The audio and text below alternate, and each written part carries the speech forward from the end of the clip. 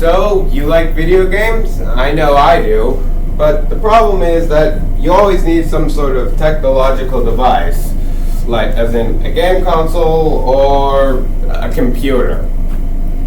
But when it comes to game consoles, there's so many on the market, you just never know which one to pick.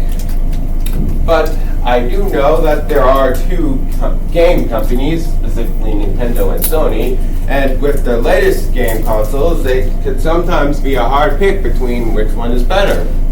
So today, that's exactly what I'm going to talk about. Which console is better, or specifically, the Nintendo Switch. Now, how I'm doing this is simple. We're going over the hardware, the cost, controllers, accessories, and the mobility of the console, or specifically, how easy it is to use when you're moving it from one place to another. First off, of course, hardware. The Nintendo Switch, the PlayStation 5 has 825 gigabytes of storage, which is a lot these days. But you can upgrade it to 2 terabytes, which is a lot more. The Nintendo Switch, on the other hand, only 64 gigabytes, but can also be upgraded to 2 terabytes via micro SD cards. Now, the PlayStation 5, however, when upgrading the storage space, that takes a lot of effort. Now, the Nintendo Switch, on the other hand, doesn't have 4K graphics or a built-in disk drive at all, so unfortunately the PlayStation 5 does take the lead here, but we are only getting started. Next up, controllers. Specifically, the Nintendo Switch Joy-Con and PlayStation 5 DualSense.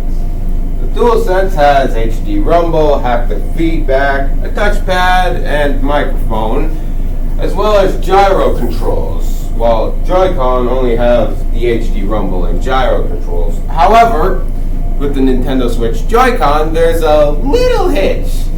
The controllers are actually in pairs of 2, and they can be used either separately or together, which actually kind of makes things easier, because then you could put your hands wherever you want. You could have them right here or just lying wherever. You don't have to worry about having to hold on to it, which makes life a lot easier when you're trying to be comfortable. Hence, Switch is now back on even ground.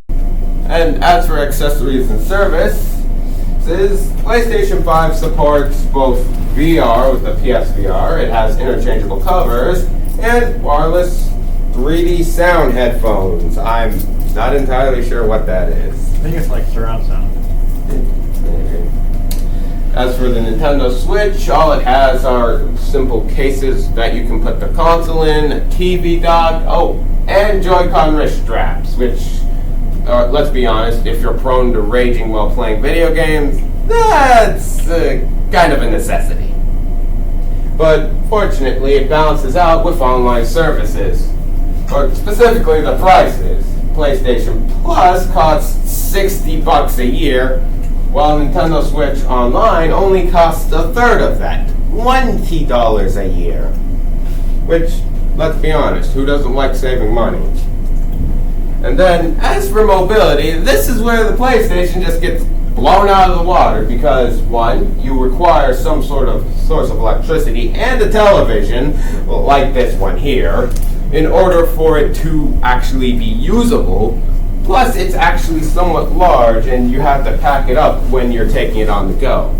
The Nintendo Switch, however, has a built-in battery and screen, and its main selling point is the fact that it is actually a hybrid game console. Or in other words, you can just play it on the TV with the TV dock, or play it on the go. In other words, you can play Nintendo Switch anywhere. The Joy-Con controllers are connected directly to the console when you charge them, whereas DualSense are not. So, yeah, hence cases and docks. PlayStation's not catching up.